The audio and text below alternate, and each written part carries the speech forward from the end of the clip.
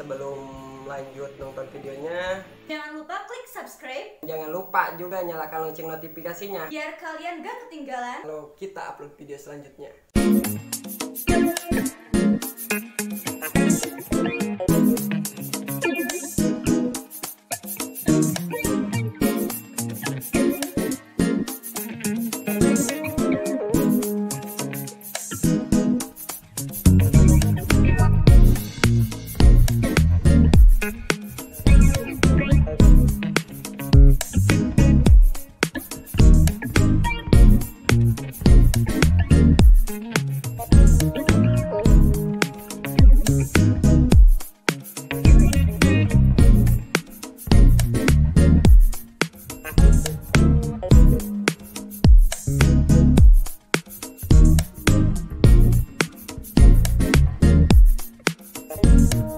Halo netizen brand, ketemu lagi dengan gue Denda di konten kota komentar berita. Jadi di video kali ini seperti konten kota-kota sebelumnya, membacakan berita yang terhangat, terupdate, terpanas panjang satu minggu ini. Berita apa aja itu yang akan gue bacakan, tetap simak terus videonya sampai habis. Oke, tanpa lama-lama lagi kita langsung aja bacakan berita pertama. Dilansir dari Detik News, ini adalah berita yang sangat lagi-lagi heboh yang membicarakan Habib Rizik, FPI dan corona gitu berkaitannya. Oke, kita langsung lanjut aja, kita bacakan. Dilansir dari detiknews.com. DKI cetak rekor kasus corona harian, PKS singgung banyaknya kerumunan. Jakarta, penambahan kasus positif baru COVID-19 di Jakarta pada Sabtu kemarin kembali mencetak rekor. Anggota fraksi PKS DPRD DKI Jakarta Abdul Aziz menduga hal itu diakibatkan adanya kerumunan yang terjadi dalam waktu 2 pekan terakhir. Aziz mengatakan kerumunan yang terjadi di Jakarta itu di luar kemampuan Pemprov DKI Jakarta melakukan antisipasi. Karena itu, angka kasus positif baru COVID-19 di ibu kota melonjak. Saya kira memang beberapa hari terakhir banyak sekali kerumunan yang kita lihat. Memang kerumunan ini di luar kemampuan Pemda DKI juga untuk mencegahnya. Jadi memang selalu ada resiko seperti itu, ujar Aziz kepada wartawan Minggu 22 bulan 11 2020. Aziz mengatakan Pemprov DKI Jakarta seharusnya melakukan tindakan antisipasi agar tidak terjadi kerumunan, sebab selama ini angka kesembuhan pasien corona di Jakarta sudah tinggi. Kalau sudah ada kasus naik seperti ini, yang harus dipikirkan adalah bukannya preventif tapi juga antisipatif. Sekarang cobakan preventif tapi juga mampu preventif, coba antisipatif. Bagaimana kasus yang besar ini harus diimbangi dengan kemampuan sembuh yang tinggi, karena kan DKI selama ini kesembuhannya cukup baik ya. Itu harus ditingkatkan lagi sehingga kasus yang tinggi ini tidak berakibat fatal bagi masyarakat di bawah katanya. Lebih lanjut, Aziz mengatakan lonjakan kasus corona di Jakarta pada Sabtu tanggal 21 bisa jadi dari kerumunan yang ada di acara Habib Rizik. Selain itu, Aziz menyebut masyarakat saat ini sudah mulai lelah dengan kegiatan work from home atau WFH, sehingga mereka memutuskan bepergian keluar rumah. Bisa jadi kerumunan acara Habib Rizik di luar kerumunan itu pun kalau saya lihat masyarakat sudah mulai merasakan mungkin capek menjalankan work from home dan sebagainya. Restoran sudah mulai ramai dan juga mereka duduk berdekatan, ngobrol-ngobrol, tentunya cukup berpotensi besar juga terhadap penularan ini. Sosialisasinya harus digencarkan lagi dan juga langkah-langkah preventif maupun korektif harus benar-benar diaktifkan lagi, kata Aziz. Sebelumnya, pemerintah Pemprov DKI Jakarta menyampaikan data penambahan kasus harian virus corona atau COVID-19 di Sabtu 21 Oktober 2020 kemarin. Jakarta memecahkan rekor penambahan kasus harian COVID-19 dengan 1.579 kasus baru. Pemerintah Pemprov DKI Jakarta melakukan tes PCR sebanyak 12.898 spesimen sebanyak 10.291 orang dites PCR untuk mendiagnosis kasus baru dengan hasil 1.198 positif dan 9.093 negatif. Namun total penambahan kasus positif sebanyak 1.579 kasus lantaran terdapat akumulasi data sebanyak 381 kasus dari satu laboratorium rumah sakit RS Vertikal dan satu laboratorium RSTNI 7 hari terakhir yang baru dilaporkan, ucap Kepala Bidang Pencegahan dan Pengendalian Penyakit Dinas Kesehatan Pemprov DKI Jakarta Dwi Oktavia dalam keterangannya hari Sabtu. Untuk red tes PCR total per 1 juta penduduk sebanyak 142.256 jumlah orang yang dites PCR sepekan terakhir sebanyak 76.724.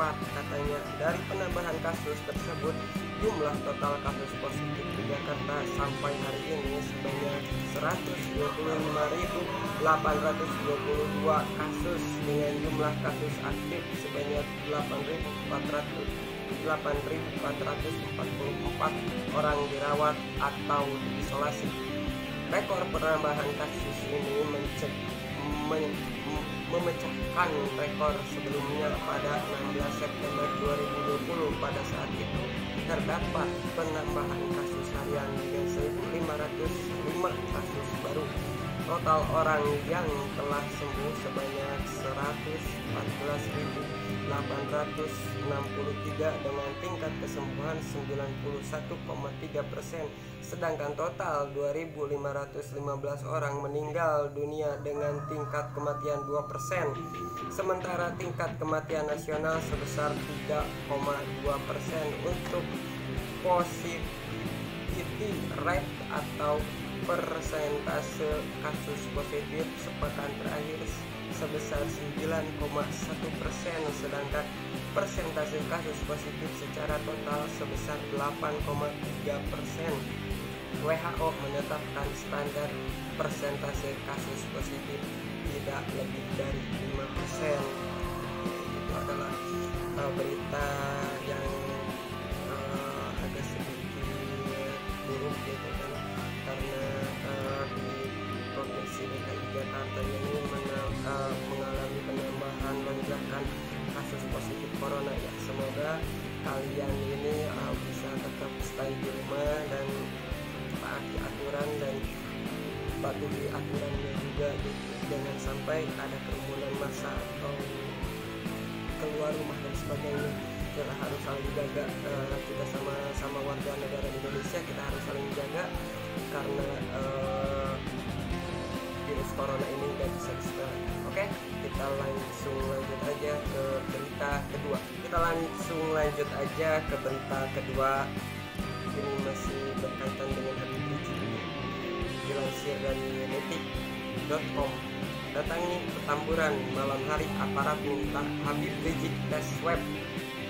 Jakarta, polisi beserta TNI dan Satpol PP mendatangi kediaman dari Habib Rizik Syihab di Jalan Petamburan 3, Jakarta Pusat. Mereka meminta Habib Rizik untuk tes swab karena ada kabar dirinya positif virus corona.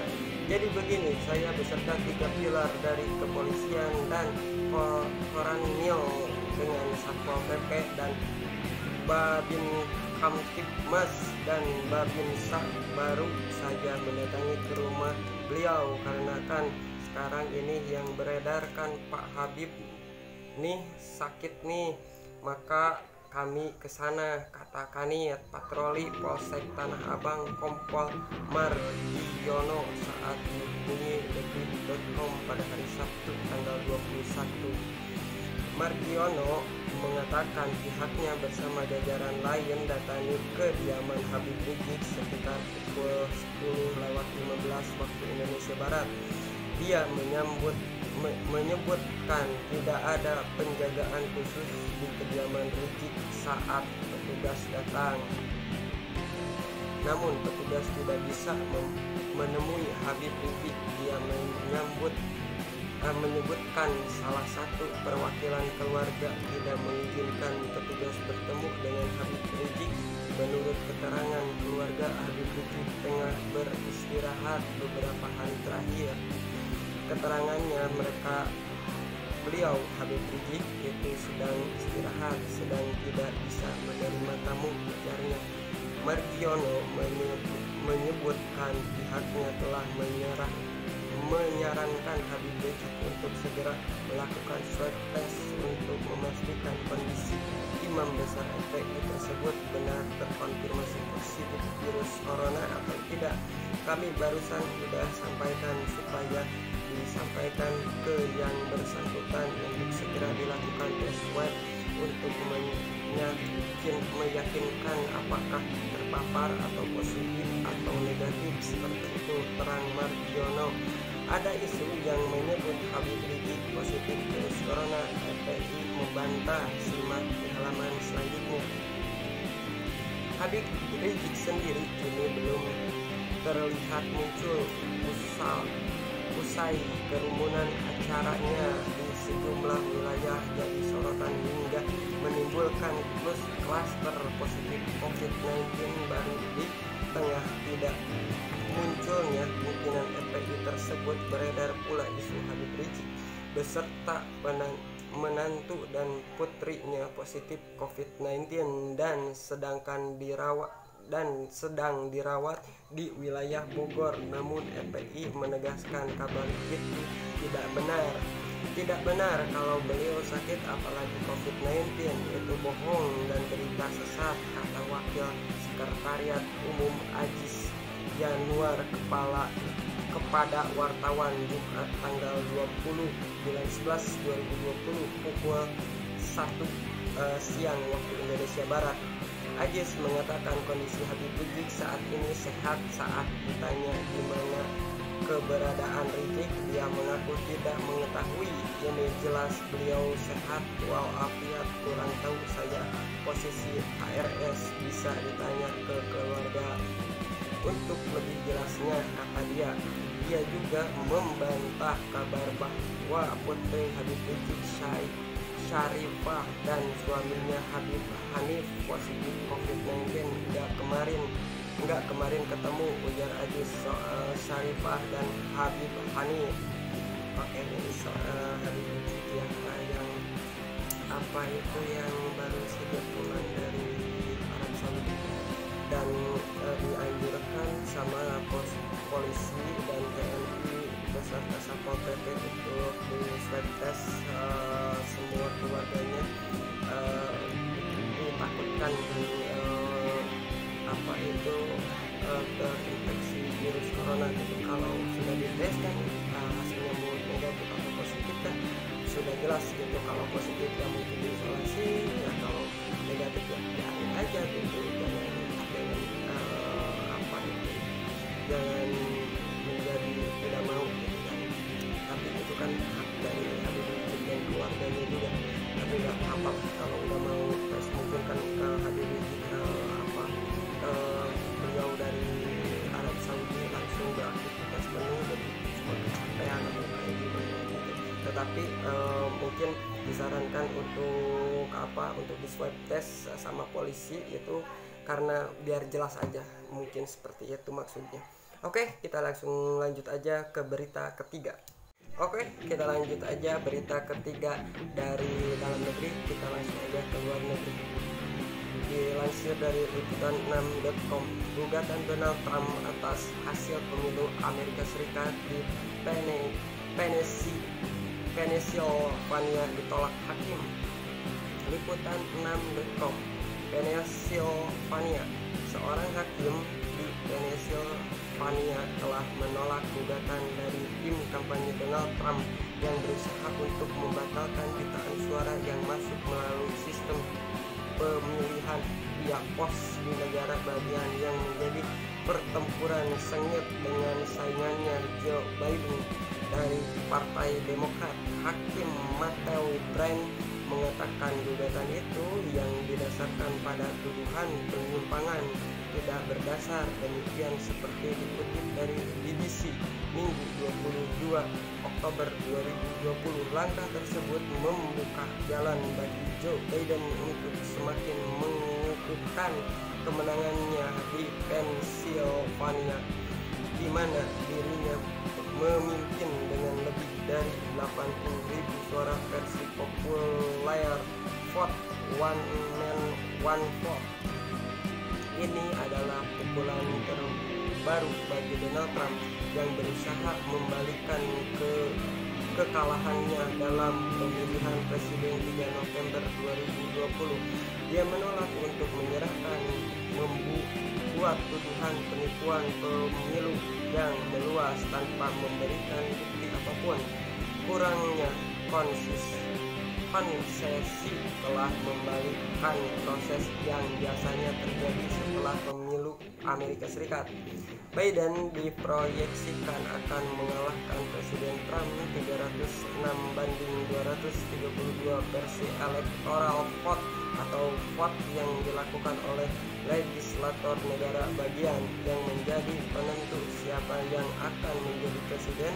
Perolehan Biden jauh di atas ambang batas minimum 270 yang dibutuhkan seorang calon untuk menang. Pihak Donald Trump telah kehilangan banyak tuntutan hukum yang memperebutkan hasil dari pemilu, memberikan arti penting bagi kubu Joe Biden untuk secara resmi menyatakan kemenangan mereka.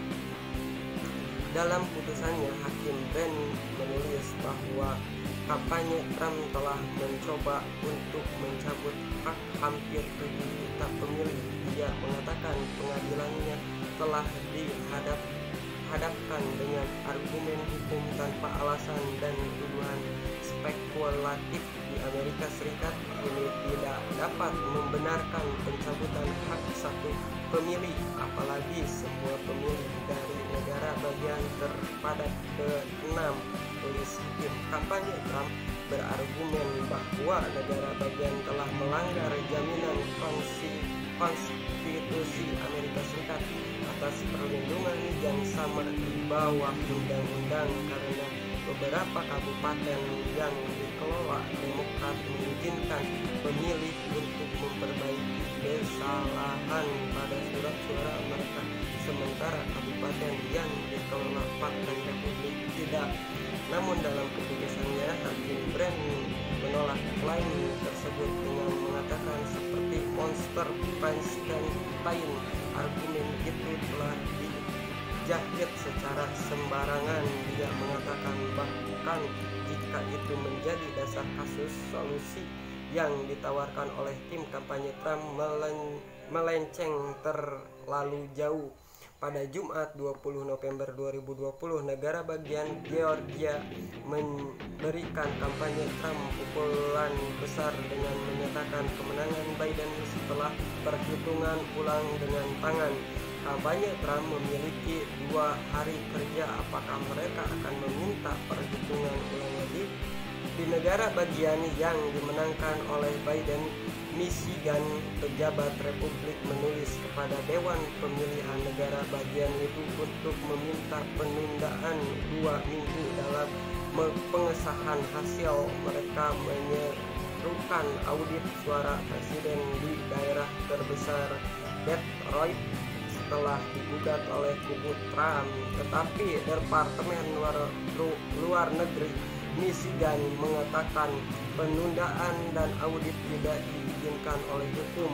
Di Wisconsin, pejabat pemilihan menuduh pendukung Trump menghalangi perhitungan ulang suara negara bagian. Mereka mengatakan pengamat Trump dalam beberapa kasus menantang setiap penggugat suara untuk dengan sengaja memperlambat proses.